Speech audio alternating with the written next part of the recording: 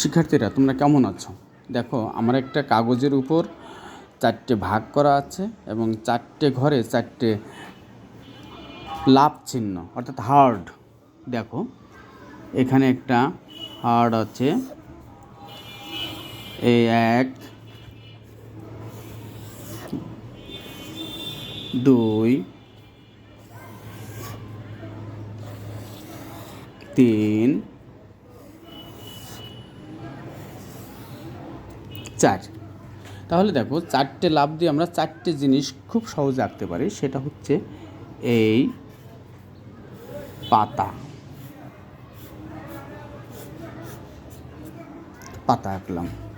এরপরে আমরা একটা আপেল আঁকবো। দেখো,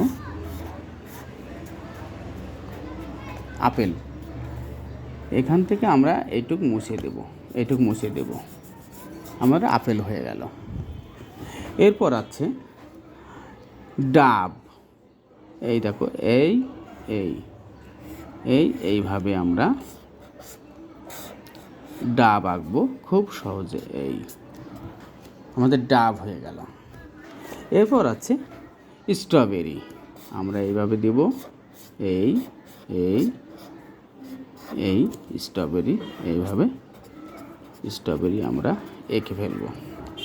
ঠিক খুব সহজে লাভ দিয়ে আমরা 4টে জিনিস এঁকে ফেলেছি। কেমন হয়েছে বন্ধুরা? অবশ্যই ভালো হয়েছে। তাহলে তোমরা বেশি বেশি শেয়ার করো, সবাইকে দেখাও। সবাইকে ধন্যবাদ।